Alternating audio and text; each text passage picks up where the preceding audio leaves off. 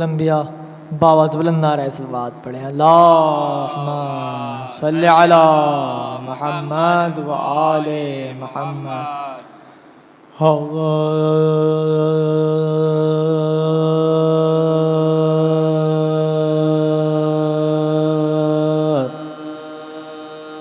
جس کی عین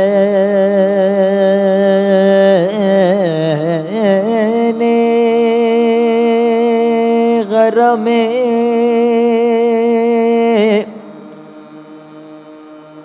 حق میں ولادت ہو جائے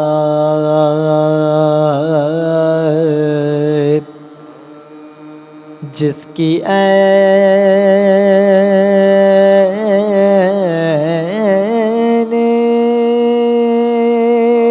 غرم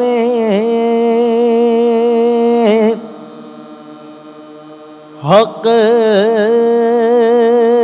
میں ولادت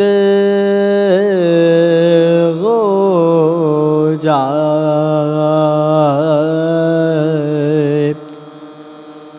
کیوں نہ وہ قبلائے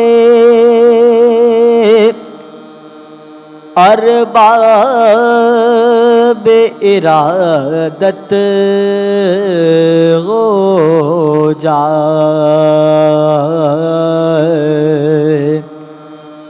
کیوں نہ وہ قبلائے ارباب ارادت ہو جائے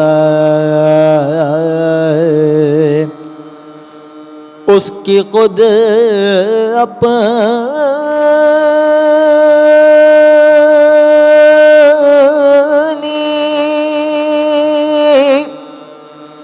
عبادت کی ادا کیا ہوگی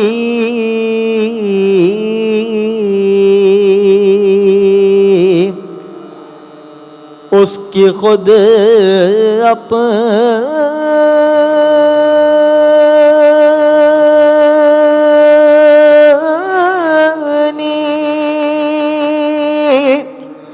عبادت کی ادا کیا ہوگی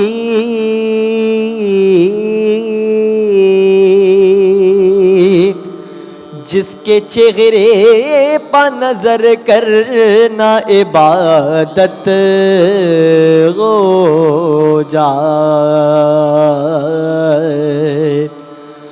اس کی خود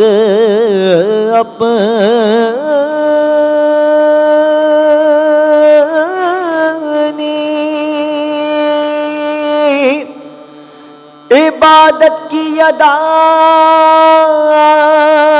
کیا ہوگی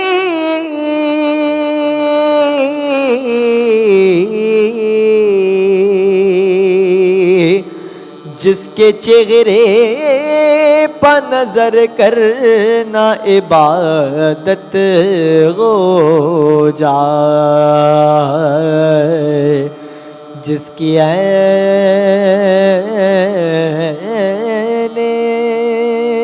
غرم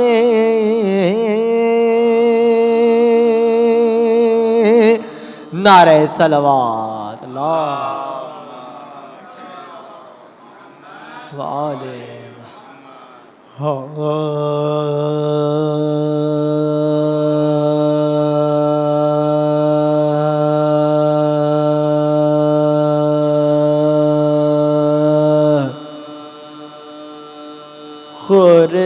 خورشید سر شام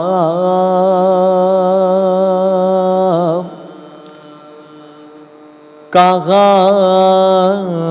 جاتا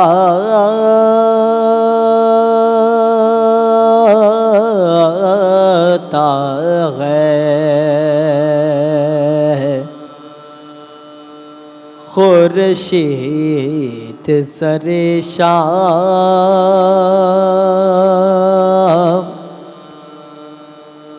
کہاں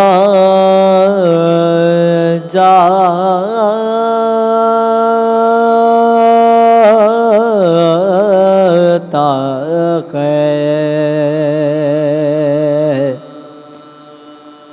روشن ہے دبیر پر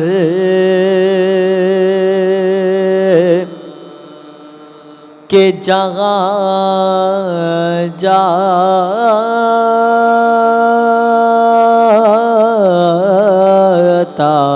ہے روشن ہے دبیر پر کہ جہاں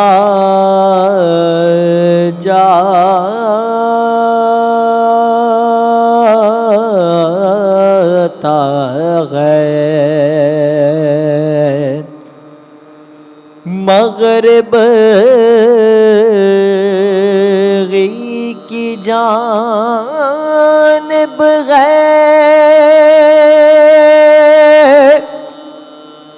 مزار غیدر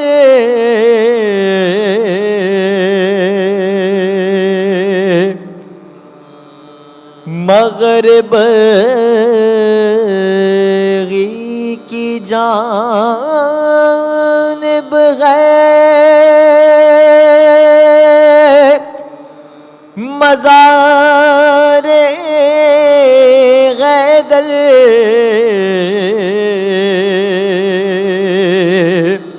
یہ شمع جلانے کو وہاں جاتا ہے خورشید سر شام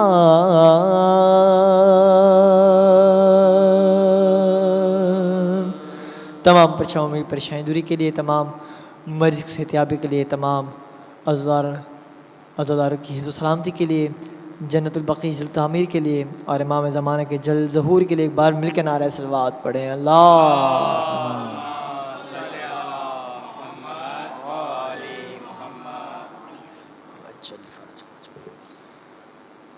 بارے دیگر نعرہ صلوات پڑھیں اللہم صلی علی محمد وآل محمد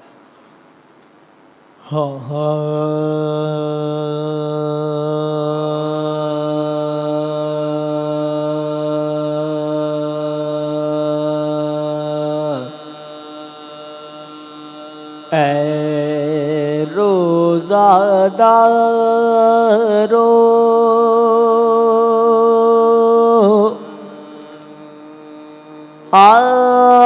آغو بکا کے یہ روز ہے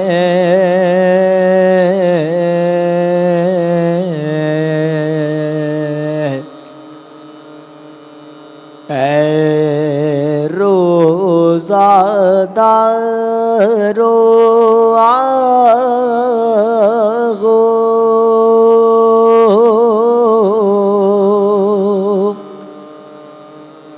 بکا کے یہ روز ہے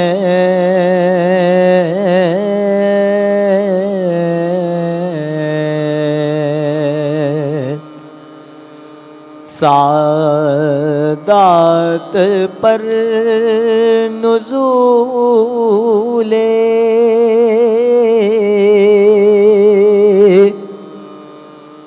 بلا کے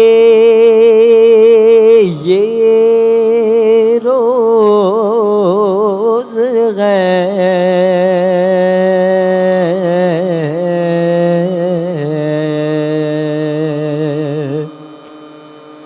سرتاج اوصیا کی قضا کے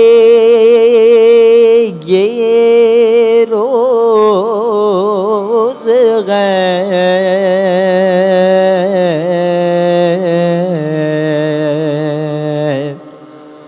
تم سے وداعِ شیر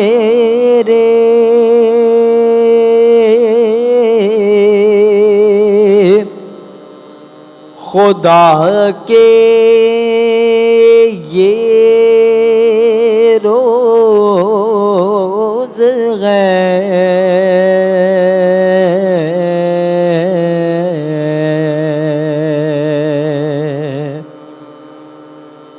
زخمی ہوا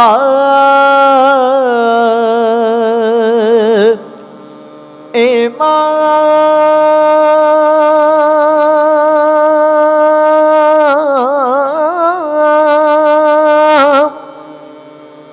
تمہارا نماز میں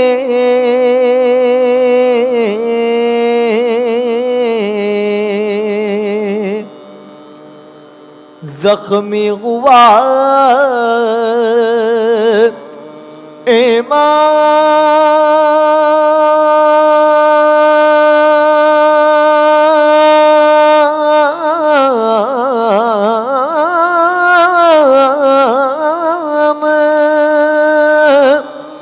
تمہارا نماز میں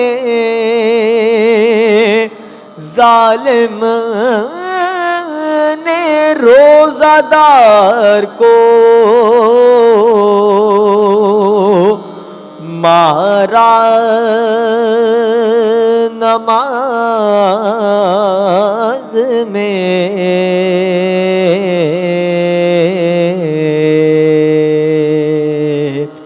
اے روزہ دارو۔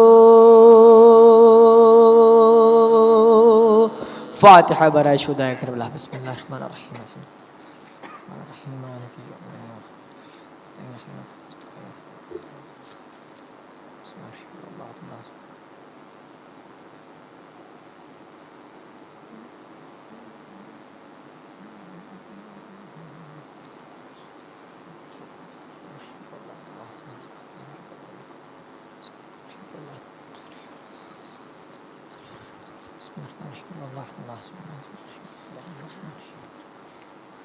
اب ممتد التماس ہے ایک بار سورہ الحمد اور 3 بار سورہ اخلاص تلاوت کے جن مومنین نے اس فرش شزا کو بچھانے میں اپنی خدمات انجام دی ہیں ان تمام کے مرحومین کے لیے، آپ تمام حاضرین سامعین کے مرحومین کے لیے بالخصوص تمام شہداء ابن جعفریہ حال واقعات میں جن جن محبان اہل بیت کو شہید کر دیا گیا ان کے لیے بالاخص ہمارے استاد محترم شہید سبت جعفر کے فاتحہ پڑھ دیں۔ بسم اللہ الرحمن الرحیم، الحمدللہ رب العالمین الرحمن الرحیم مالک ایاک نعبد و ایاک نستعین اہدنا الصراط المستقیم صراط الذین انعمت علیہم غیر المغضوب علیہم۔ بسم اللہ الرحمن الرحیم، قل هو اللہ احد اللہ الصمد لم یلد۔ بسم اللہ الرحمن الرحیم، قل هو اللہ احد اللہ الصمد لم یلد ولم یولد۔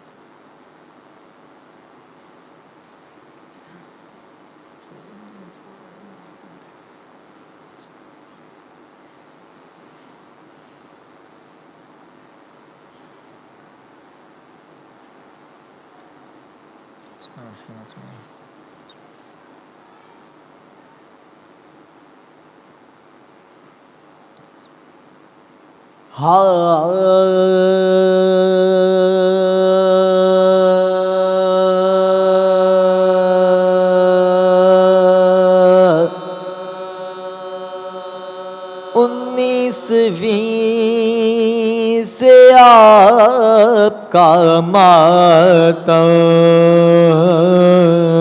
ہے یا اہل 19ویں سے آپ کا ماتم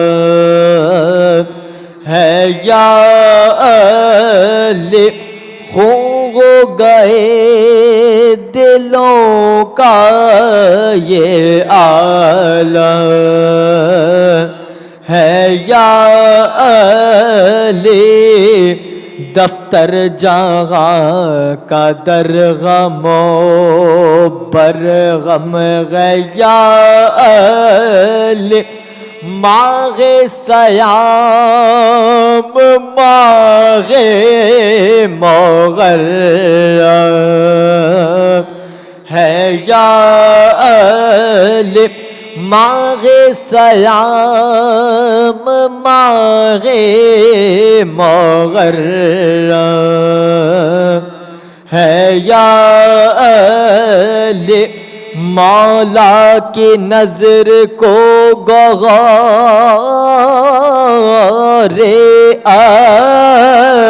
اشک لائے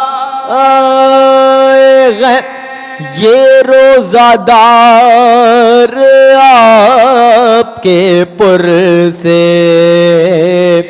کو آئے ہیں یہ روزہ دار آپ کے پر سے کو آئے ہیں گھر میں خدا کے قتل ہوا رو زہدار غے ہائے غے امام غائے شغ ذوالفقار غے اے رازدار حق کے شہ طاعت گزار غے مولد حرم میں ہے تو نجف میں مزار غے یہ بندگی نثار جناب امیر کے نکلے تو مر کے گھر سے خدائے قدیر کے لایا تھا زغیر میں جو جفا جو وہ جا کے تے مولا گرے زمین پا مسجد میں کھا کے تے غل پڑ گیا کہ سر پہ لگی مرتضی کے تے کھائی خدا کے شیر نے گھر میں خدا کے تے کھائی خدا کے شیر نے گھر میں خدا کے تے گہراغ زخم فرق امام حجاز پر سر سے ٹپک رہا ہے لہو جا نماز پر گہرا ہے زخم فرق امام حجاز پر سر سے ٹپک رہا ہے لہو جا نماز پر 19ویں سے آپ کا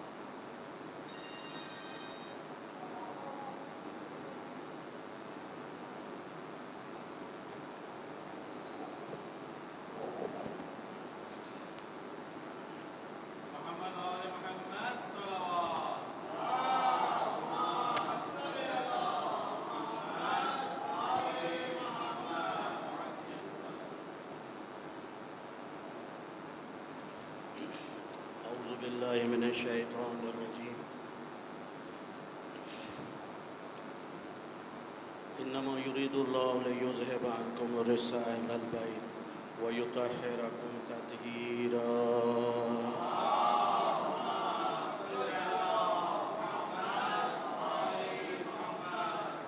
بسم الله الرحمن الرحيم.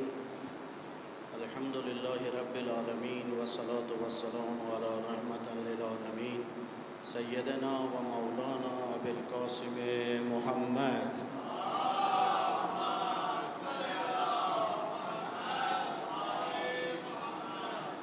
وعلى آل بيته الطيبين الطاهرين المعصومين لا سيما أمير المؤمنين علي بن أبي طالب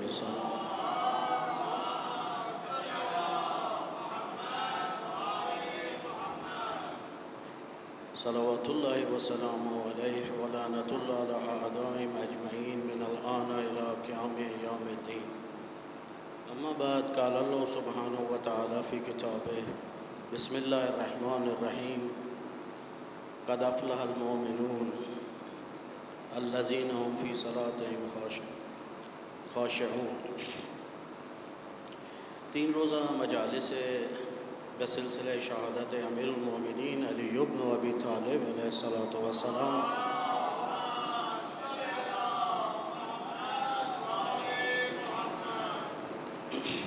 اس کی آج یہ پہلی مجلس ہے، اور ان 3 روزہ مجالس کا عنوان یہ ہے کہ قرآن میں شیعوں کی نشانیاں اور ان کی خصوصیات، یہ اس کا عنوان ہے.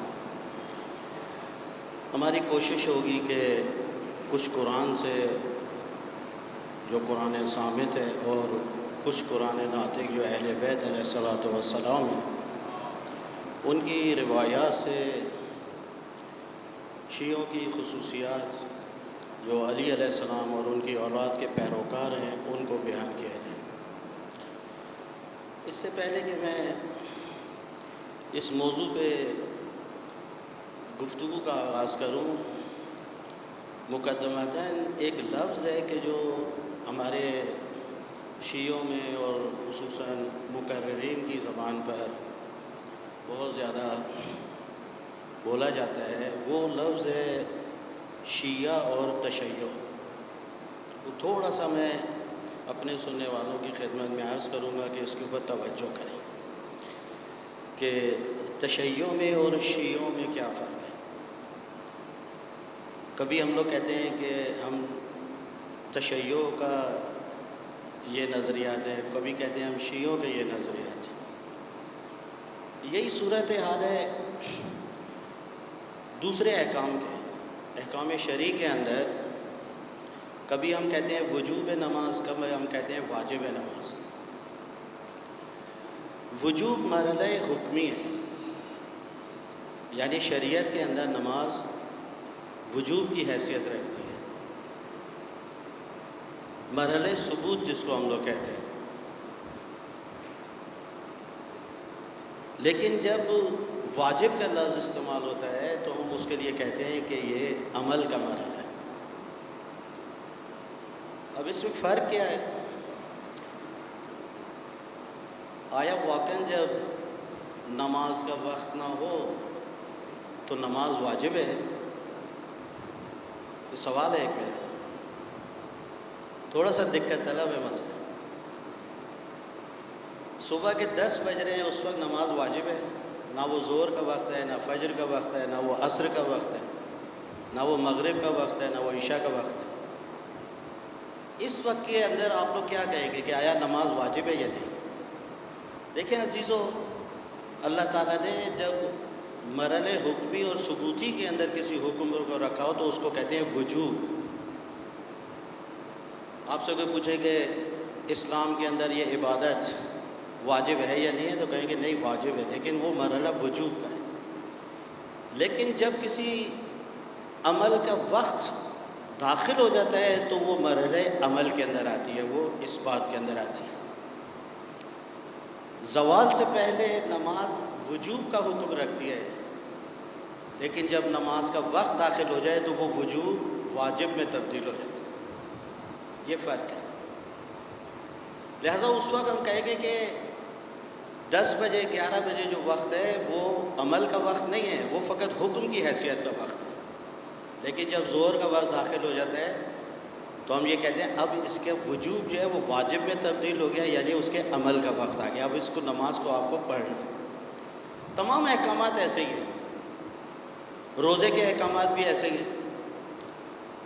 ماہ رمضان سے پہلے تو روزے جو ہے وہ واجب نہیں ہے آپ کے اوپر، واجب جب ہوں گے جب ماہ رمضان کا چاند نظر آ جائے گا، اس سے پہلے وہ وجوب کا حکم رکھتے ہیں۔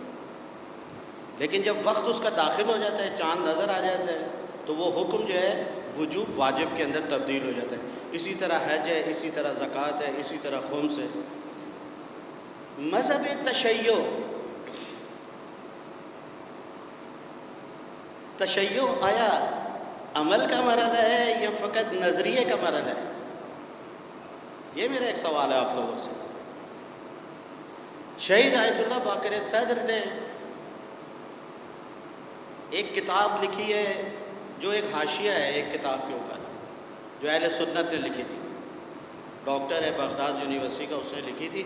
اس کے اوپر شہید آیت اللہ باقر صدر نے ایک مقدمہ لکھا ہے، اور وہ مقدمہ جو ہے اتنا وزنی تھا اور اتنا علمی تھا کہ وہ اصل کتاب کے اوپر چھا گیا۔ لوگوں نے کتاب کو اتنا نہیں پڑھا جتنا آیت اللہ شہید صدر کے اس مقدمے کو پڑھا۔ ولایت کے نام سے وہ مقدمہ جو ہے وہ چھپا ہے، اور اس کے اوپر جو وہ حاشیہ تھا، اور وہ سب سے پہلے پاکستان کے اندر اردو میں ترجمہ کیا ہے مولانا مرتضی حسین فاضل صاحب نے، لاہور والے مرحوم نے۔ الحمدللہ اللہ تعالیٰ نے مجھے بھی توفیق دی کہ ہم نے اس کے اوپر جو حاشیے لکھے گئے تھے اس کے ساتھ ہم نے اس کو دوبارہ اردو میں نے ترجمہ کیا، بالکل لفظ بہ لفظ اس کا ترجمہ کیا، میں نے کوئی اس کے اندر چینج نہیں کی۔ انشاءاللہ ان قریب وہ پرنٹ ہوگا۔ اس کے اندر انہوں نے 2 مرحلے میں گفتگو کی ہے۔ ایک مرحلہ جو ہے وہ تشیع کا مرحلہ ہے، ایک مرحلہ انہوں نے گفتگو کی ہے شیعت کے اوپر کہ شیعہ کون ہے۔ مرحلہ تشیع جو ہے وہ اس نظریے کے قیام کا مرحلہ ہے۔ پیغمبر اکرم نے فرمایا کہ دعوت ذوالعشیرہ میں آج بھی جو بھی میری دعوت کو قبول کرے گا میرا وصی ہوگا، میرا نائب ہوگا، میرا خلیفہ ہوگا۔ تو جب مولا امیر المومنین علیہ السلام نے اس دعوت ذوالعشیرہ کے اندر پیغمبر اکرم کی نبوت کا جو ہے وہ اقرار کیا اور خدا کی توحید کا اقرار کیا، تو پروردگار عالم کے حبیب نے فرمایا کہ علی میرا وصی ہے اور میرا نائب ہے۔ یہ جو مرحلہ تھا یہ تشیع کا مرحلہ ہے کہ جہاں پر اصل شیعت کی بنیادیں تعمیر ہو رہی ہیں۔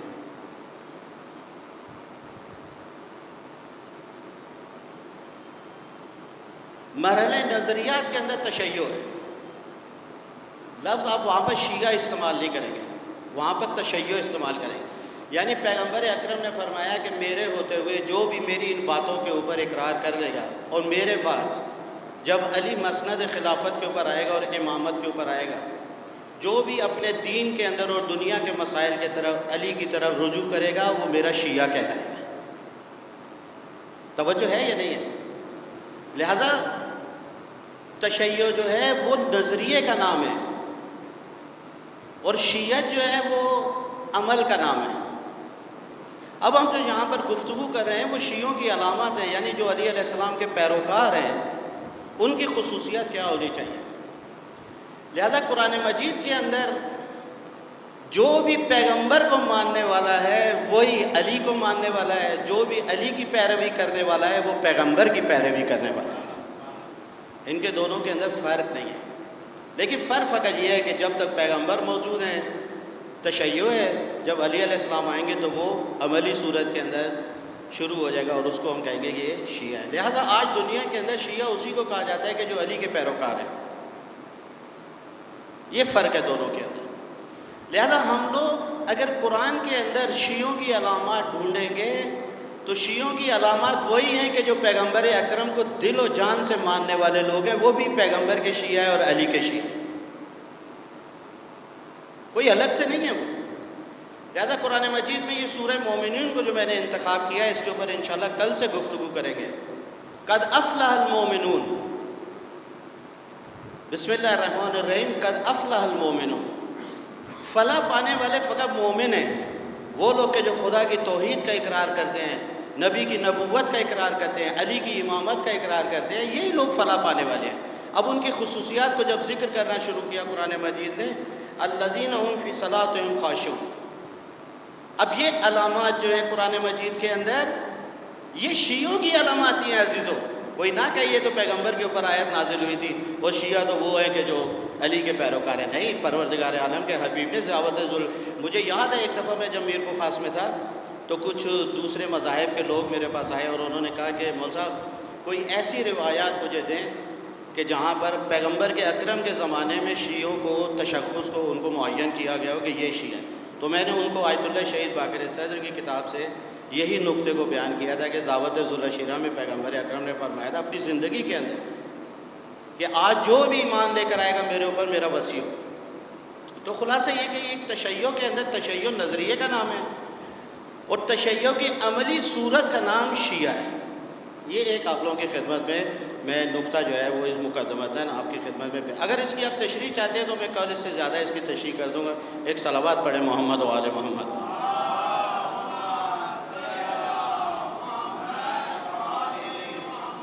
آج تمہیدی گفتگو ذرا کل اور اس سے زیادہ کھل کے بات کریں گے، اور وہ یہ ہے کہ سب سے پہلے تو ہم لوگ خود قرآن مجید علی کی نظر میں اس کے اوپر تھوڑی سی جو ہے وہ ہم گفتگو کرنا چاہتے ہیں کہ خود علی علیہ السلام اس قرآن کے بارے میں کیا ارشاد فرماتے ہیں۔ قرآن مجید کے متعلق نہج البلاغہ کے اندر مولا امیر المومنین علیہ السلام نے بہت ساری گفتگو کی ہے، جس کے اندر بہت سارے خطبے ایسے ہیں جس کے اندر قرآن مجید کی جو ہے وہ تعریف کو بیان کیا ہے۔ ان میں سے من جملہ جو ایک خطبہ ہے 198 جو نمبر خطبہ ہے مولا امیر المومنین علیہ السلام کا نہج البلاغہ میں، اس کے اندر ایک پورا باب ہے کہ جو قرآن مجید کی تعریف کے اندر مولا امیر المومنین علیہ السلام نے بیان فرمایا۔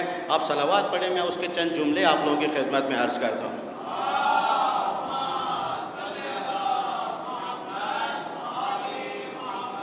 در واقع یہ خطبہ جو ہے پروردگار عالم کا جو کائنات کی جزیات ہیں، کلیات نہیں جزیات، ان کے متعلق پیغمبر اکرم مولا امیر المومنین نے یہ خطبہ ارشاد فرمایا ہے، جس کی شروعات دیکھیں کس طریقے سے کہتے ہیں۔ بسم اللہ الرحمن الرحیم، یعلم عجیج المحوش فی المقلوب فی الفلوات، معذرت چاہتا ہوں، ومعاصی العباد فی الخلوات۔ یہ وہ جملے ہیں کہ جو مولا امیر المومنین جو ہے اس خطبے کے اندر ارشاد فرماتے ہیں کہ پروردگار عالم صحراؤں میں جانوروں کی فریاد کو بھی جانتے ہیں۔ بھائی بہت باریکیوں کے اندر جا کر کے خداوند عالم کے علم کے متعلق مولا امیر المومنین فرماتے ہیں کہ خداوند عالم کا علم کتنا وسیع ہے کہ جانوروں کے اندر جو چڑیے چہچہاتی ہیں، جو جانور گفتگو کرتے ہیں، جو پرندے گفتگو کرتے ہیں، ان کے منہ سے جو آوازیں نکلتی ہیں، پروردگار عالم ان کی آوازوں کو بھی جانتا ہے کہ یہ کون کون سا پرندہ جو ہے اور کون کون سا جانور جو ہے اس وقت بول رہا ہے۔ اس کا ایسا فرماتے ہیں کہ اور اپنے بندوں کی تنہائیوں کو بھی جانتا ہے کہ یہ اکیلے پن میں کیا کر رہے ہیں۔ قرآن میں متعدد جگہوں کے اوپر خداوند عالم نے اس بات کو کہا اللہ عالم بما فی صدورکم، خداوند عالم کو پتہ ہے کہ تمہارے دلوں کے اندر کیا ہے۔ اللہ عالم بما فی انفسکم، خداوند عالم تمہارے نفسوں کو تم سے زیادہ جانتا ہے کہ تم تو کیا سوچ رہے اور کیا کرنا چاہتے ہو۔ یہاں پر پروردگار عالم کے لیے مولا امیر المومنین فرماتے ہیں خداوند عالم کو پتہ ہے کہ تم تنہائیوں میں کیا کر رہے ہو۔ کوئی شخص یہ نہ سمجھے کہ میں اکیلا ہوں جو چاہے کر لوں۔ اور ایک جگہ پر مولا امیر المومنین نے فرمایا کہ تم لوگ تنہائیوں میں گناہ کرتے وقت ڈرو، تنہائیوں میں گناہ کرنے سے پرہیز کرو، اجتناب کرو، چونکہ روز قیامت جو قاضی ہے وہی شاہد بھی ہے۔ تنہائیوں کے گناہ کے اوپر کون سزا دے گا؟ خداوند عالم سزا دے گا۔ خداوند عالم کو کوئی کہے گا خداوند مجھے تو کوئی نہیں دے گا، خداوند عالم اس کو کہے گا نہیں، میں خود گواہ ہوں کہ تو نے یہ کام کو انجام دیا۔ فیصلہ کرنے والا بھی خدا ہے اور گواہ بھی خداوند عالم کی ذات ہے۔ اس کے بعد فرماتے ہیں، اور یہ بہت عجیب ہے، اس کو مجھے یاد ہے کہ ایک دفعہ آیت اللہ تقی جعفری نے فرمایا تھا، اور وہ مجھے آج تک وہ جملے یاد ہے۔ آیت اللہ فلسفی عظیم جن کا ابھی انتقال ہوا ہے 5-6 سال پہلے، آیت اللہ تقی جعفری، مولا امیر فرماتے ہیں کہ وہ گہرے سمندروں میں مچھلیوں کی رفت و آمد کو بھی جانتا ہے۔ خداوند عالم کا علم کتنا وسیع ہے، ایک ایک مچھلی کی نقل و حرکت کو جانتا ہے کہ کون سی مچھلی اس وقت کس رخ کے اوپر تیر رہی ہے، کتنی مچھلیاں اس وقت تیر رہی ہیں، کتنی مچھلیاں اس وقت رکی ہوئی ہیں۔ اور اس کے بعد تفسیر کے اندر جا کر فرماتے ہیں، نہ فقط یہ بلکہ خداوند عالم کو یہ بھی معلوم ہے کہ مچھلی نے پانی میں کتنی مسافت کو طے کی۔ آپ لوگ جب کسی انسان کی مسافت کو ناپنا چاہتے ہیں تو اس کی نشانیوں سے رد پا سے آپ لوگ پہچان لیتے ہیں۔ کھوجی جو ہے وہ اندازہ لگا لیتے ہیں کہ یہ بیل اس نے چوری کیا تھا، کہاں تک لے کر گیا اور اس نے کتنے فاصلے کو طے کیا۔ لیکن مچھلی جب پانی کے اندر تیرتی ہے اپنے پیچھے کوئی نشان نہیں چھوڑتی، پانی مل جاتا ہے، تھوڑی دور جاتی ہے پانی مل جاتا ہے۔ لیکن پروردگار عالم کے لیے مولا امیر المومنین فرماتے ہیں خداوند عالم اس مچھلی کو فاصلوں کو اور مسافت کو بھی جانتا ہے کہ اس مچھلی نے کتنا سفر طے کیا، جو اپنے پیچھے کوئی نشان نہیں چھوڑ کے جاتی، جو اپنے پیچھے کوئی آثار نہیں چھوڑ کے جاتی۔ اس کے بعد وہ فرماتے ہیں مولا امیر المومنین کہ سمندروں کے اندر جو لہریں اٹھتی ہیں، پوری دنیا کے اندر دیکھیں کتنے سمندر ہے، اس کے اندر لہریں اٹھتی ہیں۔ مولا امیر المومنین فرماتے ہیں کہ خداوند عالم ان لہروں کے ذریعے، سمندر کے اندر جو لہریں اٹھتی ہیں ہواؤں کے ذریعے، ان کے اندر جو تلاطم ہے، پروردگار عالم اس کو بھی جانتا ہے کہ کتنے سمندر کے اندر کتنی لہریں اٹھی ہیں اور اس کے اندر تلاطم کتنے۔ یہ علم وسیع ہے پروردگار عالم کا اس کائنات کی جزیات کے متعلق۔ اسی خطبے کے اندر پیغمبر اکرم کے رسالت کے متعلق ایک جملہ ارشاد فرماتے ہیں کہ اللہ نے انہیں پیغام رسانی کے لیے بھیجا۔ نبی کا لفظ نبی ہے، اس کو میں کتنی مرتبہ آپ لوگوں کی خدمت میں عرض کر چکا ہوں کہ لفظ فعیل ہے، نبی ہے، 4 حرف ہیں اس نبی کے اندر، نون بے یہ نبی یعنی خبر دینے والا۔ جو کلام بھی پروردگار عالم اپنے بندوں کے ذریعے کرنا چاہتا ہے یا جو بھی حکم دینا چاہتا ہے اپنے بندوں کو، اس پیغمبر کے ذریعے، جیسے آج دنیا کے اندر پیغام رسانی کے ذریعے ٹی وی ہے، سیٹلائٹ ہے، ریڈیو ہے، ٹیلی فون ہے، لیکن پروردگار عالم فرماتا ہے کہ میں نے اپنا پیغام رسانی کے لیے اپنے حبیب کو چنا جس کا نام محمد ہے صلوات اللہ وسلم علیہ۔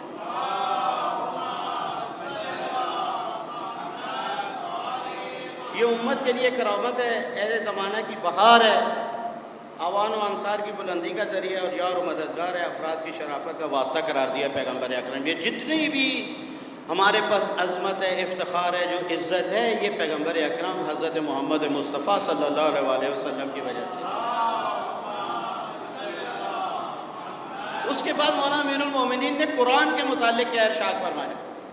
میں تھوڑی سی خصوصیت مولا امیر المومنین کی زبان سے قرآن کے متعلق عرض کروں۔ آج 1-2 صفات جو ہے وہ مومنین کی بیان کرنے کے بعد انشاءاللہ کل سے ہم شروع کریں گے۔ مولا امیر المومنین فرماتے ہیں اس کے بعد اللہ تعالیٰ نے ان پر کتاب کو نازل کیا، ثم انزل علیہ الکتاب نورا لا تطفئ مصابیح۔ کس قدر زیبا اور خوبصورت جملے علیہ السلام کے قرآن کے متعلق۔ اس کے بعد اللہ تعالیٰ نے ان پر کتاب کو نازل کیا جس کی قندیل بجھ نہیں سکتی۔ آپ دنیا کے اندر کوئی بھی چراغ جلائیں، جو بھی موم بتی جلائیں، اس کی قندیل بجھ جائے گی، لیکن یہ قرآن کی قندیل کبھی بجھنے والی نہیں ہے، یہ روز بروز درخشان ہوتی چلی جائے گی۔ آج پوری دنیا کے اوپر قرآن چھایا ہوا ہے، دنیا میں سب سے زیادہ پڑھی جانے والی کتاب یہ ہے، پوری دنیا کے اندر سب سے زیادہ چھپنے والی کتاب یہ ہے، پوری دنیا میں سب سے زیادہ حفظ کرنے والی کتاب قرآن مجید ہے۔ اس کی قندیل بجھنے والی نہیں ہے، مولا امیر المومنین فرماتے ہیں۔ اس کے چراغ کی لو کبھی مدھم نہیں ہوگی، یعنی اس کی کم نہیں ہوگی، لو ہمیشہ اس کی روشن رہے گی۔ یہ ایسا سمندر ہے جس کی ٹھا تک کوئی نہیں پہنچ سکتا، جس کی گہرائی تک نہیں کوئی پہنچ سکتا۔ ہزاروں تفسیریں اس قرآن مجید کی ہو چکی ہیں، لیکن آج بھی ہر شخص اس کے اندر سے نئے نئے نکات کو عکس کرتا ہے۔ کسی بھی دور کے اندر کسی مفسر کے بعد آیت اللہ طباطبائی فرماتے ہیں کہ جب کوئی تفسیر انسان لکھتا ہے تو تقریباً 60 سال کے بعد دوبارہ ایک قرآن کی تفسیر محتاج ہوتی ہے، قرآن مجید محتاج ہوتا ہے کہ اس کی تفسیر کی جائے۔ تفسیر میزان کے بعد قرآن مجید کی تفسیر میزان جو علامہ طباطبائی نے کی، اس کے بعد کہہ رہے تھے شاید اس سے بہتر کوئی تفسیر نہ ہو سکے، لیکن اس کے بعد آپ نے دیکھا تقریباً کم سے کم 15 سے 20 تفسیریں اس کے بعد مشہور چھپ چکی۔ یہ قرآن مجید کی عظمت ہے کہ جتنا اس کے اوپر تحقیق کرتے چلے جائیں گے، اس کے اندر سے نئے نئے مطالب جو ہے وہ عکس ہوتے نکلتے چلے جائیں گے اور آپ کو ملتے چلے جائیں گے۔ حضرت امام خمینی آیت اللہ امام خمینی نے ایک جملہ ارشاد فرمایا، کہا میں نے قرآن سے جب بھی رجوع کیا اس نے مجھ سے کلام کیا، جب بھی مجھے کوئی مشکل پیش آئی ہے میں نے اس سے مشورہ کیا، اس نے مجھے بہترین مشورہ دیا، جب بھی میں ہدایت کا طالب ہوں میں نے قرآن کو کھولا، اس نے مجھے ہدایت کی، اس نے مجھے رہنمائی کی ہے۔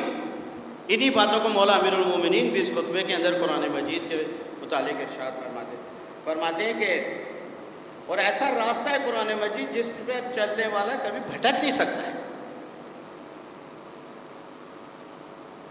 آپ اگر اپنی زندگی کے اندر قرآن مجید کو اپنا رہنما بنائیں، یہ وہ قرآن ہے کہ جو آپ کو کبھی بھٹکنے نہیں دے گا۔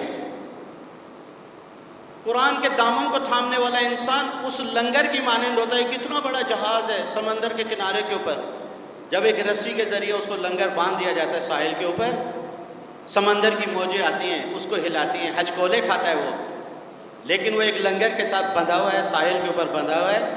یہ اس کو ہچکولے ضرور دیتی ہیں لہریں، لیکن اس جہاز کو بھٹکنے نہیں دیتی ہیں۔ قرآن مجید اور اہل بیت علیہ الصلوۃ والسلام اسی لنگر کی مانند ہے کہ جس نے اپنی زندگی کا لنگر ان کے دامن کے اندر ڈال دیا ہے۔ یہ قرآن اور اہل بیت کبھی بھی اس کو گمراہ نہیں ہونے دیں گے، ہمیشہ اس کی رہنمائی کریں گے۔ آج دنیا کے اندر جو مشکلات ہیں ہماری اور انحرافات ہیں، وہ سبب فقط اس کی وجہ یہ ہے کہ ہم لوگوں نے دامن قرآن کو اور دامن اہل بیت کو جو ہے وہ چھوڑ دیا ہے، لہٰذا ہم لوگ گمراہیوں کا شکار ہوئے۔ اس کے بعد فرماتے ہیں یہ ایک ایسی شعاع اور روشنی ہے کہ جس کی ضیاء جو ہے کبھی تاریک نہیں پڑتی ہے، ایسا حق و باطل کا امتیاز ہے جس کا برہان کمزور نہیں ہوتا۔ قرآن مجید حق اور باطل کے درمیان فرق کرنے والا ہے عزیزو۔ 198واں خطبہ ہے یہ مولا امیر المومنین کا نہج البلاغہ کے اندر، جس کا ترجمہ جو ہے وہ میرے ہاتھ میں آئے تو آغا جوادی ذیشان حیدر جوادی صاحب کا ہے۔ اس کے بعد فرماتے ہیں کہ یہ ایک ایسی وضاحت کرنے والی کتاب ہے کہ جس کے ارکان کبھی منہدم نہیں ہوتے، اور اس کے بعد فرماتے ہیں ایسی شفا ہے کہ جس میں بیمار کا کوئی خوف نہیں ہے، بیماری کا کوئی خوف نہیں۔ یہ قرآن مجید جو ہے اسے خود قرآن مجید کے اندر ارشاد فرمایا ہے، قرآن جو ہے وہ اس کے ماننے والوں کے لیے شفا ہے اور رحمت ہے۔ جو بھی قرآن مجید کے پاس جائے گا یہ مریض نہیں رہے گا، جو بھی قرآن کے اوپر عمل کرے گا اس کے اندر کوئی بیماری باقی نہیں رہے گی، یہ اس کو شفا دے گی اور اس کے اوپر رحمت کو نازل کرے گی۔ اس کے بعد فرماتے ہیں کہ ایسی عزت ہے جس کے انصار پسپا نہیں ہوتے۔ یقین کریں آپ لوگ، یہ خطبہ میں نے اس وقت جو ہے وہ مجھے ملا کہ جب میں عزت کے موضوع کے اوپر لکھ رہا تھا۔ وہاں پر ایک آرٹیکل کے اندر لکھا تھا کہ جن کے پاس عزت ہوتی ہے وہ کبھی شکست کو قبول نہیں کرتے ہیں۔ کربلا میں مولا امام حسین علیہ السلام نے ہر ظلم کو برداشت کیا، ہر تکلیف کو برداشت کیا، ہر مشکل کو برداشت کیا، لیکن چونکہ صاحب عزت ہے، عزت دار ہے امام حسین علیہ السلام، مولا نے شکست کو قبول نہیں کیا۔ مولا امیر المومنین علیہ السلام محراب کے اندر ان کے اوپر زہر لگی، شدید زخمی ہو گئے، اس حالت کے اندر بھی کہا فزت و رب الکعبہ، رب کعبہ کی قسم میں کامیاب ہو گئے۔ اس کی وجہ یہ کہ عزت دار ہے یہ قرآن مجید اپنے انصار کے لیے، اپنے ماننے والوں کے لیے، اپنے مددگاروں کے لیے عزت اور عظمت کی دلیل ہے۔ اس کے بعد فرماتے ہیں کہ یہ اپنے آوان اور اپنے مددگاروں کو جو ہے وہ تنہا نہیں چھوڑتا ہے، یہ ایمان کا معدن و مرکز اور علم کا سرچشمہ ہے۔ معدن علم، ایمان کا معدن، علم کا سرچشمہ۔ آج ہم لوگ جب اپنے عقائد کی طرف جاتے ہیں یا احکام شرعی کے اندر جاتے ہیں، تمام مجتہدین کا یہ قول ہے کہ سب سے پہلے اگر کوئی حکم معلوم نہ ہو کسی شے کا، اس کے لیے رجوع کرو، سب سے پہلے قرآن کی طرف جاؤ۔ اگر قرآن کو اس کا حکم نہ ملے تو پھر سنت کی طرف جاؤ، پیغمبر اکرم کی روایات، ائمہ معصومین کی روایات، ان کی طرف رجوع کریں۔ اگر وہاں پر بھی نہیں ملتا ہے پھر اپنی عقل سے رجوع کرو۔ اس کے بعد اگر یہاں پر بھی نہ ملے تو اس کے بعد تم اجماع کی طرف جاؤ۔ یہ ہمارے پاس ماخذ حکم 4 کہ سب سے پہلے ہم قرآن مجید کی طرف رجوع کرتے ہیں۔ اس کے بعد فرماتے ہیں کہ یہ عدالت کا باغ ہے، اگر کہیں پر تم فیصلہ نہ کر سکو تو مولا امیر المومنین فرماتے ہیں کہ تم لوگ قرآن کی طرف رجوع کرو۔ قرآن تمہیں کیا درس دیتا ہے، قرآن تمہارے اندر کیا فیصلہ کرتا ہے۔ مولا امیر المومنین نے بھی جب حکمیت کا وقت آیا تھا اس وقت یہی کہا تھا، ٹھیک ہے ہمارے اور تمہارے درمیان جو ہے وہ قرآن فیصلہ کرنے والا، اس سے رجوع کر لیتے ہیں، قرآن جس کی تائید ہے۔ اس کے بعد کہا کہ یہ اسلام کا سنگ بنیاد ہے، جو چیز بھی اسلام کے اندر ہے اس قرآن سے ہم نے اخذ کی ہے، اور یہی اسلام کی بنیادوں کو تعمیر کرنے والا اور اسلام کی عمارت کو تعمیر کرنے والا ہے، یہی قرآن مجید۔ اور اس کے بعد فرماتے ہیں کہ آخر کے اندر آ کر تھوڑا سا چونکہ اور بھی گفتگو کری ہیں، فرماتے ہیں کہ پروردگار نے اسے علماء کی سیرابی کا ذریعہ بنایا ہے۔ آج دنیا کے اندر جتنے بھی علوم ہیں اور علماء جو استفادہ کر رہے ہیں اس قرآن مجید کے ذریعے، سب سے پہلے اپنے علمی مطالب کو اخذ کرتے ہیں قرآن مجید سے۔ یہ علماء کو سیراب کرتا ہے، ان کے فقہ کے دل کی بہار ہے۔ یہ جو ہمارے فقیہ ہیں، جتنے بھی مجتہدین ہیں، ان کے دلوں کی بہار ہے۔ ان کو معلوم ہے کہ جو بھی اس وادی میں جائے گا اس کی بہار اور اس کی ٹھنڈی ہواؤں سے استفادہ کرے گا۔ صلح کے راستوں کے لیے یہ ایک اشارہ ہے، اور جو بھی معاشرے کے اندر صلح پسند لوگ ہیں، جو لوگ بھی اس کے اندر معاشرے کے اندر اصلاح کرنے والے ہیں اور امن پسند لوگ ہیں، یہ ان کے لیے ایک شاہراہ ہے۔ ایک صلوات پڑھیں محمد و آل محمد۔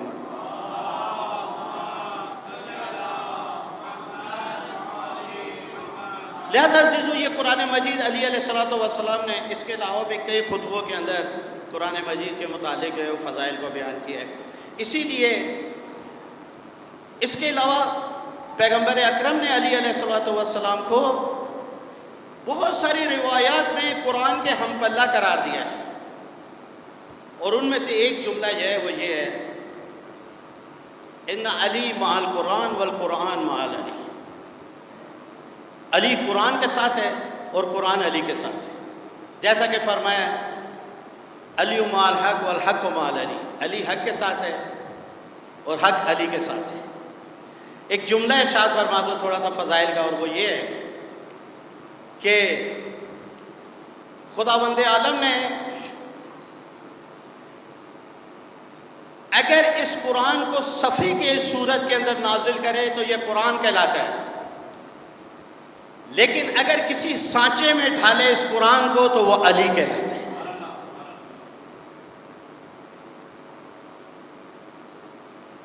چلتی ہوئی تصویر ہے یہ قرآن مجید علی علیہ السلام کی صورت کے اندر۔ حبل المتین اہل بیت ہے، اور بعض اوقات کسی نے پوچھا یا رسول اللہ اس حبل سے کیا مراد ہے، تو فرمایا علی علیہ السلام۔ یہ قرآن مجید میں جو حبل کا تذکرہ ہوا ہے، حبل المتین، یہ علی علیہ السلام ہے۔ لہذا عزیزو، یہ قرآن مجید جو ہے اس کی طرف اس ماہ رمضان میں آج شب قدر ہے، آج نزول قرآن کا شب ہے، شاید اس شب کے اندر اللہ تعالیٰ نے اس قرآن مجید کو نازل کیا ہو، اور آج شب شہادت بھی ہے مولا امیر المومنین کی، شب ضربت جس کو آپ لوگ کہتے ہیں۔ قرآن مجید کے متعلق ابھی تھوڑے دن پہلے ایک دوسرے سوال ہوا تھا، اور یہ بہت زیادہ تشویش بھی ہمارے مومنین میں پائی جاتی ہے۔ وہ کہتے ہیں کہ مولانا یہ خداوند عالم قرآن مجید میں فرماتا ہے انا انزلناہ فی لیلۃ القدر وما ادراک ما لیلۃ القدر۔ اللہ تعالیٰ نے قرآن مجید کو جو ہے وہ لیلۃ القدر کے اندر نازل کیا، جبکہ ہم دیکھتے ہیں کہ قرآن مجید جو ہے وہ پیغمبر اکرم کے اوپر 40 سال کے اندر نازل ہوا اور اس سے بھی زیادہ مدت کے اندر۔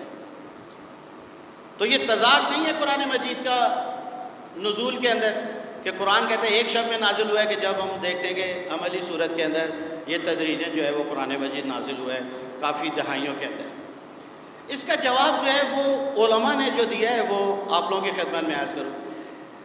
نزول قرآن کی بالکل وہی صورت ہے کہ جو انسان کی پیدائش کی ہے۔ آخری نقطہ آپ لوگوں کی خدمت میں آج کی مجلس کا عرض کروں۔ ایک مرتبہ انسان کی خلقت آسمان پر ہے، وہاں پر کہا کن فیکن، آدم کو ہو جا، وہ ہو گیا۔ یہ جو ائمہ معصومین کے متعلق آپ لوگ سنتے ہیں کہ ہزاروں سال جو ہے وہ خلقت کے آدم سے پہلے پروردگار عالم کے جوار کے اندر اور عرش کے سائے کے اندر ائمہ معصومین علیہ الصلوۃ والسلام تھے، وہاں پر ان کی خلقت کیا تھی اور زمین کے اوپر خلقت کیا ہے؟ وہاں پر آپ لوگ کہتے ہیں کہ سارے کے سارے موجود ہیں، کہ آیا وہاں پر بھی یہ تھی؟ نہیں، وہاں پر کن فیکن ہوا، کہا کہ پیغمبر ہو جا، نور کو کہا ہو جا، پیغمبر ہو گئے، علی کو کہا ہو جا، علی ہو گئے۔ آیا دنیا میں بھی اسی طرح؟ دنیا میں آپ دیکھتے ہیں کہ پیغمبر کی والدہ بھی ہیں، والد بھی ہیں، پیغمبر کا بچپنا بھی ہے، یہاں پر کوئی اعتراض نہیں کرتا آپ کو کہ مولانا وہاں پر تو آپ لوگ کہتے ہیں کہ نہیں، پیغمبر اکرم جو ہے ایک دفعہ پیدا ہو گئے تو یہ دنیا میں تدریج کیوں ہے؟ بس انسان کی خلقت جو ہے وہ دفتن بھی ہے اور تدریجن بھی ہے۔ جب اللہ کے نزدیک انسان پیدا ہوا تو وہ دفعہ تھا، ایک دفعہ آپ لوگ بالٹی کو پھینک دیتے ہیں، ایک دفعہ میں نے بالٹی کو پھینکا، پانی سارا بہہ گیا۔ ایک مرتبہ ایسا نہیں ہے، ایک ڈونگے کے ذریعے بالٹی کو تدریجن خالی کرتے ہیں۔ انسان کی خلقت جو آسمان کے اوپر ہے، یا ائمہ معصومین علیہ الصلوۃ والسلام کی کہ جو روایات آپ کے پاس کثرت سے موجود ہیں، وہ دفعتاً ہے، لیکن یہ دفعتاً خلقت جو ہے یہ آسمانی خلقت ہے ائمہ معصومین علیہ السلام کی اور انبیاء علیہ الصلوۃ والسلام کی۔ لیکن دنیا کے اندر جب تشریف لائے یہ حضرات تو ان کی خلقت جو ہے وہ دفعی نہیں ہے، تدریجی ہے۔ آپ لوگ پیغمبر کا بچپنا بھی دیکھتے ہیں، آپ پیغمبر کی جوانی بھی دیکھتے ہیں، اور اس کے بعد ایک وقت وہ آتا ہے کہ وہ جو ہماری ظاہری نظروں سے ان سے وہ اجل ہو جاتے ہیں۔ پر دنیا کے اندر ائمہ معصومین علیہ السلام کی خلقت جو ہے وہ تدریجی ہے، لیکن آسمانوں کے اوپر جو ہے وہ دفعی ہے۔ یہی صورتحال قرآن مجید کی عزیزوں، خداوند عالم نے قرآن مجید کو 2 مرتبہ نازل کیا ہے۔ ایک مرتبہ قرآن کا نزول لوح محفوظ کے اوپر ہے، یہ جو بار بار قرآن مجید میں آتا ہے انا انزلناہ فی لیلۃ القدر وما ادراک ما لیلۃ القدر، یہ قرآن کا نزول دفعی ہے کہ جو پروردگار عالم نے اس قسم کی شبیں جو 19ویں کی شب یا 21ویں کی شب یا 23ویں کی شب اس کے اندر ہے، اور بعض روایت میں ہے کہ وہ 27ویں کی شب کو ہے کہ یہاں پر ہمارے اب اعمال بھی شروع ہو گئے ان دنوں میں کر۔ یہ تدریجی جو ہے وہاں پر یہ خلقت دفعی ہے قرآن مجید کی۔ ایک مرتبہ جب پورے قرآن کو پروردگار عالم نے نازل کیا تو وہ دنیا میں نازل نہیں کیا ہے، لوح محفوظ کے اوپر نازل کیا ہے۔ لیکن جب پروردگار عالم نے دنیا کے اندر اس قرآن کو نازل کیا پیغمبر اکرم کے قلب سلیم کے اوپر، قلب ناظرین کے اوپر، ذات پیغمبر اکرم کے اوپر جب نازل کیا ان وحی کا نزول، ان آیات کا نزول، تو یہاں پر یہ تدریجی ہے۔ اور اس کی وجہ یہ ہے ایک دفعہ کہ قرآن مجید کی ہر آیت زمانے کے تقاضوں کے مطابق نازل کی گئی ہے۔ ایسا نہیں ہے کہ پروردگار عالم نے ایک ہی دفعہ قانون بنا کر بھیج دیا۔ جب جنگوں کے اندر ہدایت کی ضرورت ہوئی تو جنگوں کے متعلق جو ہے وہ قرآن مجید کی آیات نازل ہوئی، جب اخلاقیات کے متعلق تھا تو اخلاقیات کے متعلق نازل ہوئی، جب عقائد کے متعلق تھا تو عقائد کے متعلق وہ نازل ہوئی، جب احکام کی مسئلہ آیا تو آپ لوگوں نے دیکھا سورہ بقرہ کے اندر اور سورہ نساء کے اندر کس قدر اس دین کے احکامات ہیں۔ تو جہاں جہاں جس کی ضرورت پیش آتی چلی گئی وہاں وہاں پر پروردگار عالم زمانے کے تقاضوں کے مطابق قرآن مجید کو نازل کرتا ہے۔ یہ اس کا نزول تدریجی ہے اور وہ نزول اس کا دفعی ہے۔ آج شب قدر کے اندر جو نزول ہوا ہے قرآن مجید کا وہ تدریجی نہیں ہے، دفعی ہے۔ ایک مرتبہ نازل ہوا قرآن مجید اور وہ لوح محفوظ ہے کہ جہاں پر اللہ تعالیٰ نے نازل، اور اس کو معین نہیں کیا پروردگار عالم نے. 3 شبوں کے اندر کا پیغمبر اکرم نے فرمایا 3 شبوں کے اندر یا پورے ماہ رمضان کے اندر زیادہ تر احتمال جو ہے وہ 23ویں کی شب کا ہے. معین اس لیے نہیں کیا کہ پروردگار عالم یہ چاہتا ہے، پیغمبر اکرم یہ چاہتے ہیں کہ اس کے بندے جو ہیں زیادہ سے زیادہ ان شبوں کے فیض اور کرامتوں سے فائدہ اٹھائیں، اس سے استفادہ کریں. اور یہ اتنی مبارک شبیں ہیں کہ ابھی آپ لوگ اعمال کریں گے، فقط اعمال کو سرسری اور لکلکہ زبانی نہ اس کو کریں. پوری شب کے اندر 5 منٹ کے لیے بھی ایسی توجہ کریں خداوند عالم کی طرف سے کہ خداوند عالم اپنے ملائکہ کو کہ ملائکہ میرا بندہ اس وقت میرے سے مخاطب ہے. بعض اوقات انسان پوری رات عبادت کرتا ہے، وہ توجہ خدا کو حاصل نہیں کر سکتا، لیکن بعض اوقات 2 منٹ کی اس کی عبادت ایسی ہوتی ہے کہ وہ پوری شب کے اوپر اور پوری زندگی کے اوپر اس کی چھا جاتی ہے. آج کی شب آپ کے مستقبل کے تعین کی شب ہے، شب قدر.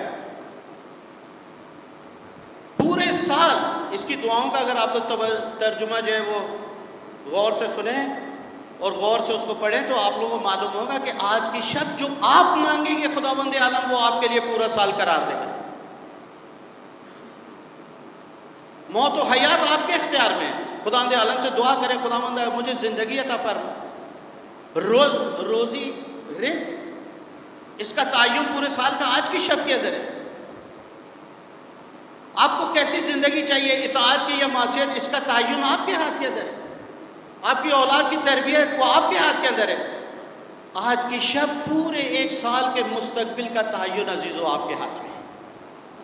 ہمارے استاد تھے وہ اکثر کہتے تھے کہ آج کی شب پروردگار عالم بلیک بورڈ کے اوپر چاک دے کر فرشتے کو کھڑا کرے گا، کہے گا کہ آج میں اس کی تقدیر نہیں لکھوں گا، آج یہ جو مجھ سے مانگے وہ اس کی تقدیر اس کے بلیک بورڈ کے اوپر لکھو گے. لہٰذا آج آپ کی تقدیروں کا فیصلہ آپ کے ہاتھ میں ہے عزیزو. پورے سال کی تقدیروں کا فیصلہ آپ کے ہاتھ میں ہے. آج کی شب کو ضائع نہ ہونے دیں، اعمال کو گڑ گڑا کے کریں.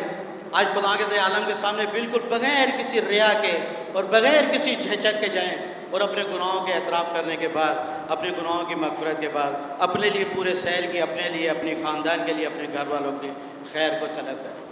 آج کی شب علی نے اپنی بیٹی کی گھر کے اوپر گزاری. ماہ رمضان کے اندر مولا امیر المومنین ہر روز اپنی ایک بچے کے گھر کے اوپر جاتے ہیں. کبھی زینب کے گھر جاتے ہیں، کبھی حسین کے گھر جاتے ہیں، کبھی حسن کے گھر. لیکن آج کی شب جناب ام کلثوم کے گھر گزاری. مصلی پر بیٹھتے ہیں، عبادت کرتے ہیں، پھر باہر آتے ہیں، آسمان کو دیکھتے ہیں، گرتے گڑیا کرتے ہیں انا للہ و انا الیہ راجعون کہہ کر دوبارہ مصلی کے اوپر آئے. کئی مرتبہ علی باہر گئے. جناب ام کلثوم نے کہا بابا اس سے پہلے میں نے کبھی آپ کو اتنا پریشان نہیں دیکھا تھا. فرمایا بیٹی میں پریشان نہیں ہوں. کہا بابا پھر کیوں اس طریقے سے آپ باہر جاتے ہیں، کبھی آسمان کو دیکھتے ہیں، کبھی زمین کو دیکھتے ہیں، کبھی انا للہ پڑھتے ہیں. کہا بیٹا خدا سے ملاقات کا وقت قریب ہے. اب علی کی مصیبتیں ختم ہونے والی ہیں، اب علی کی پریشانیاں ختم ہونے والی ہیں. صبح ہوئی، بیٹی نے دسترخوان لگایا، مولا امیر المومنین سحری کے لیے بیٹھے، اور بیٹھنے کے بعد جب دیکھا مولا امیر المومنین نے دسترخوان کے اوپر کہ دودھ اور نمک رکھا ہے بیٹی نے، تو دونوں چیزوں کو دیکھ کر ایک دفعہ رونا شروع کیا. جناب ام کلثوم نے پوچھا بابا اب رو کیوں رہے ہیں؟ کہ بیٹا کبھی بھی میں نے اپنے دسترخوان کے اوپر 2 کھانے نہیں رکھے. سلام علی کے اوپر دنیا کا واحد شخص ہے جو نمک کو بھی ایک مستقل کھانا شمار کرتا ہے. ہم لوگ دسترخوان کے اوپر، ٹیبل کے اوپر نمک کو رکھتے ہیں ذائقے کے لیے. کھانے میں اگر نمک کم ہے تو ہم نمک کو رکھ دیتے ہیں کہ کسی کو نمک کی ضرورت ہو ڈال دیں. لیکن یہ علی کائنات کا واحد انسان ہے کہ جو نمک کو ایک مستقل کھانا شمار کرتا. ایک کھانے کو اٹھا لو. پیغمبر کی سیرت یہی رہی ہے. میں پیغمبر کی سیرت پر بیٹا عمل کرتا ہوں. آج ہم لوگ بھی افطاریاں کرتے ہیں، ہمارے دسترخوان کے اوپر مختلف انواع کے کھانے جو ہے وہ پڑے ہوتے ہیں. لیکن یہ علی ہے کہ دودھ اور پانی کو اکٹھے برداشت نہیں کرتا ہے، دودھ اور نمک کو اکٹھا برداشت نہیں کرتا. بیٹا ایک کھانے کو اٹھا لو. جناب ام کلثوم نمک کو اٹھاتی ہیں، مولا امیر المومنین پھر ایک مرتبہ گریہ کرتے ہیں کہ بیٹا نمک کو رہنے دو، میں نمک سے سحری کروں گا، یہ میرا دودھ کوفے کے یتیموں کو پلا دینا، یہ غریب اور مساکین کو یہ دودھ پلا دینا۔ عزاداران امام، اس کے بعد مولا امیر المومنین علیہ السلام گھر سے نکلے اور گئے، جا کر اپنے قاتل کو ٹھوکر مار کر اٹھایا۔ یہ علی ہے، چاہتا اس کو پتا تھا یہ میرا قاتل ہے، لیکن اس کو بھی نماز سے محروم نہیں کیا۔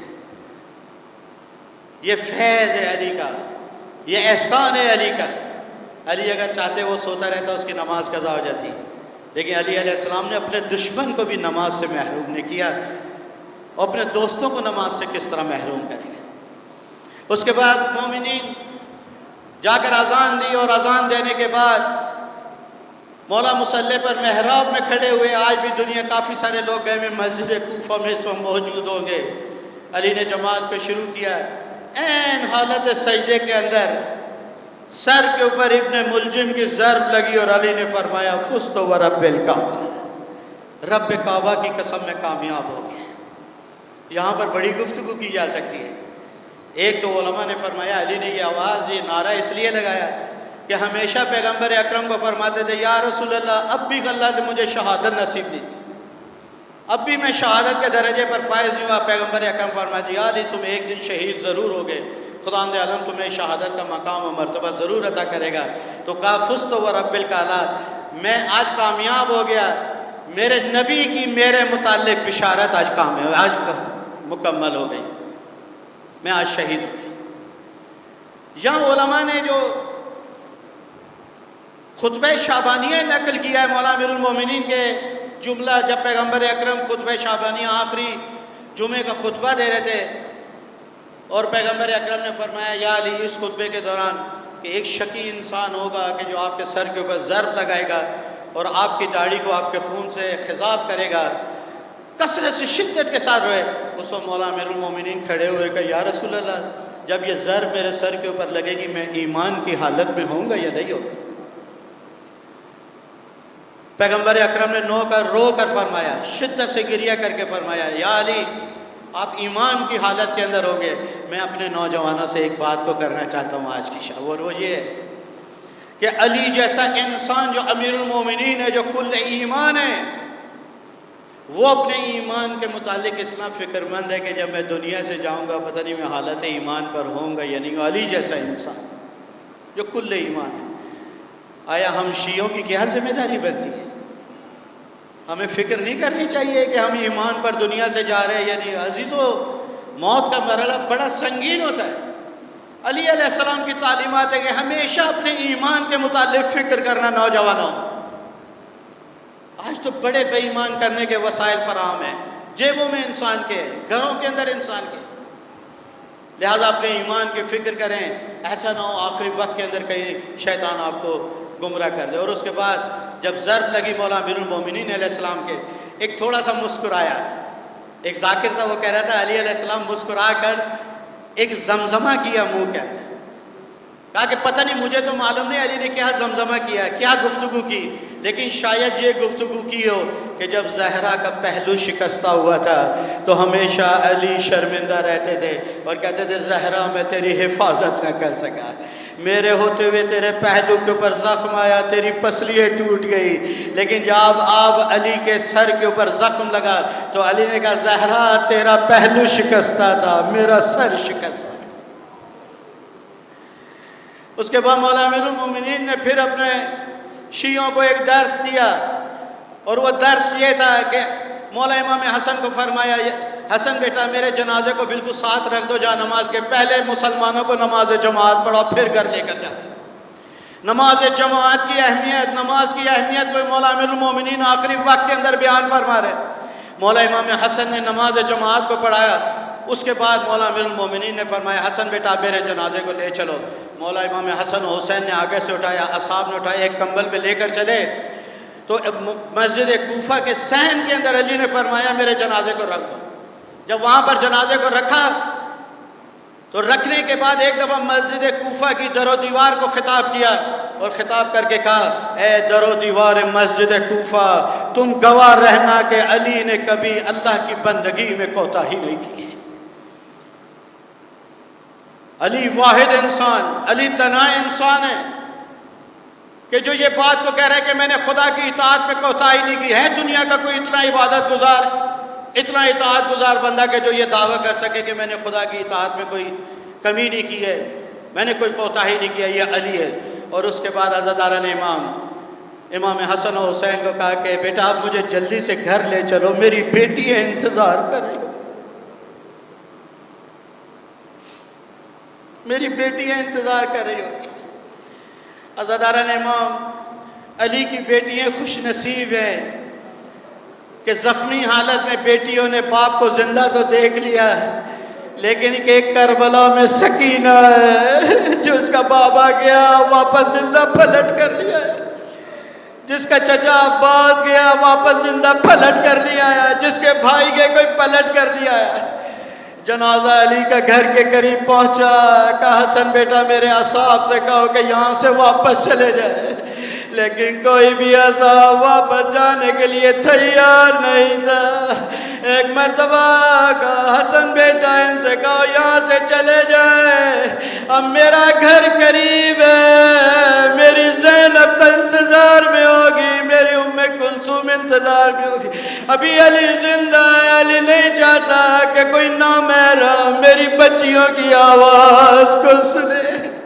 عزادارو یہ کوفہ ہے، اور ایک یہی کوفہ ہوگا کربلا کے بعد، یہی زینب ام کلثوم ہوگی، کبھی بیویوں کے سامنے اپنے آپ کو چھپائے گی، کبھی اپنے ہاتھوں سے اپنے چہرے اور بالوں کو چھپائے گی، اور کبھی کہے گی سید سجاد عمر سعد سے کہو میرے بابا میرے بھائی کا سر والا نیز آگے لے جائے، لوگ میرے بھائی کے سر کو دیکھے شاید کسی نامحرم کا نگاہ میرے سر پر نہ پڑے۔ عزاداران امام یہ بھی مصائب کو پڑھے، لیکن یہاں پر فقط ایک زخم ہے علی کے سر کے اوپر، ایک زخم ہے فقط علی کے سر کے اوپر، لیکن کربلا میں 1000 زخم ہے، اور زینب اپنے بھائی کو دیکھ رہی ہے۔ عزادارو یہ مدینہ یہ کوفہ ہے کہ جب علی ہے زینب سے ایک زخم برداشت نہ ہوا، علی زینب غش کھا کے گرتی رہی، منہ پہ تماچے مارتی رہی، لیکن عزادارو یہی زینب کے بھائی کی جب خبر ملی کربلا میں، قد قتل الحسین بکربلا، قد ذبح الحسین بکربلا، زینب بڑی شان سے باہر آئی، جا کر اپنے بھائی کو لاشے کو اٹھایا اور مسکرا کے بارگاہ میں خدا میں کہا ربنا تقبل منا ھذا القربان، خداوندا میری اس قربانی کو اپنی بارگاہ میں قبول فرما۔